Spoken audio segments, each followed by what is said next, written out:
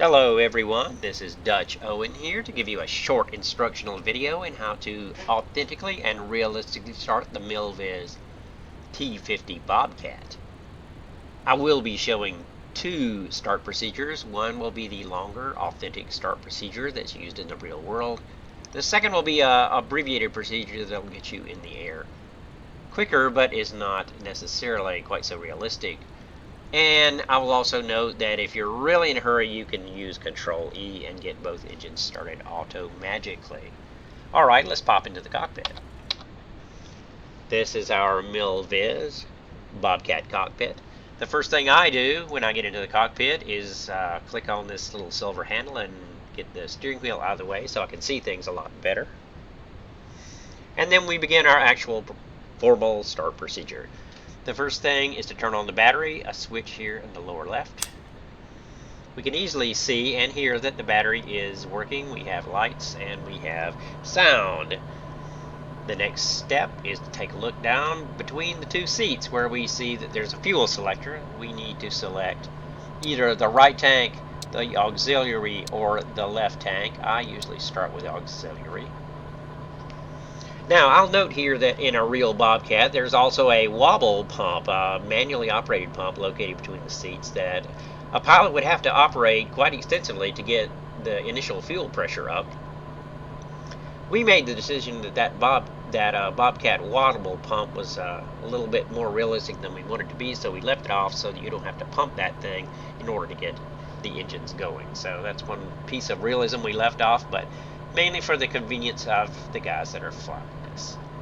Alright, so having gotten the fuel selected, the next thing I do, and this is procedural, it's not strictly necessary to start the engines, is to turn on the nav lights so that anybody outside will be able to see that somebody's in the cockpit doing something. And I also adjust the cockpit lighting inside to get some light on these gauges so I can see them better. And to observe the beautiful Milviz cockpit lighting. Alright, the next step, according to the formal Cessna T-50 manual, is to turn on the generator switches over here on the left hand side so that they will come on when the engines do fire up. And now we're ready to begin the sequence that starts each engine. We'll be starting our left engine first, and then we'll be starting the right engine. Step number one in the actual start process is to prime the engine. So to do that, we use our primer here on the left. We'll use the mouse wheel and click it so it's pointed straight up, which is for the left engine. And we simply left click. The primer comes out. We left click on it again, and the primer goes back in. Ordinarily, it takes at least 2 primes to be ready to start the engine. So we're going to prime it one more time. And we will know if things are pretty much ready to go by this fuel pressure light over here going out. If it goes out, then we know we've probably primed it enough and we're ready to get going. The next step, and this is not strictly necessary, but it's procedural and it would be done in any radial engine in a Bobcat, is open the starter switch, which is over here next to the battery, and dry crank it for several turns. To do that, we'll be left clicking on this little start switch. We will note that the engine will turn over and crank, but will not actually fire. This is a thing that gets the oil distributed properly inside the engine. Now we're ready to actually see if it'll start. We'll turn on our magnetos, which are these 2 switches down here. There's 2 switches for the left engine, 2 switches for the right. And we will move our mixture lever up to give full rich mixture. Come back to the start switch and give it a try and see if it will go. And indeed it did, so we are in luck. Got our left engine going, let's try the right. What we're going to do there is we're going to repeat that procedure. We'll go over to our primer, flick it twice to the right till it's pointing over here for the right hand side, and we'll go through our priming procedure again.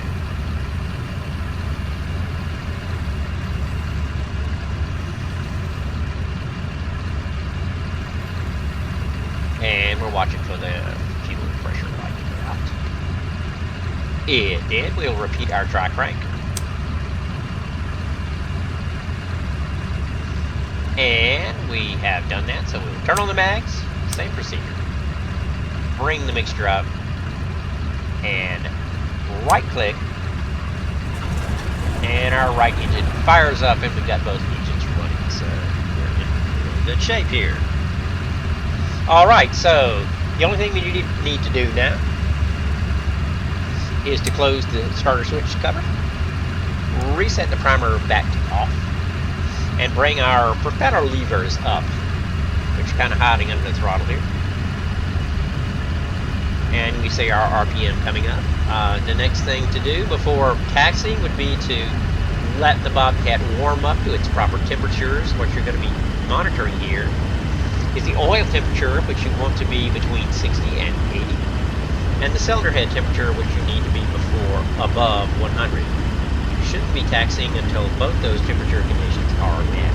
You can run the engine a little bit higher, say 1,000 RPMs, and the warm up will happen a little bit faster. But that's our basic start procedure for the Bobcat, done authentically and realistically. Now we'll take a look at the abbreviated quick start procedure. Alright, since we've already been through the initial start procedure, this is a quicker version. It's dependent upon the idea that we've installed a couple of electric fuel pumps in the Bobcat. In the real world, Bobcats don't have electric fuel pumps, but in ours we do have them, so that's going to allow us to get these engines started a bit quicker.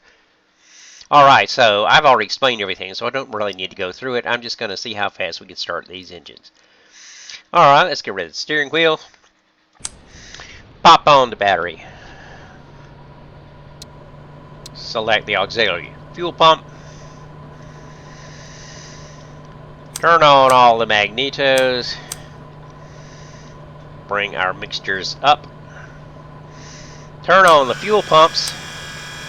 Turn on the generators. Turn on the nav lights.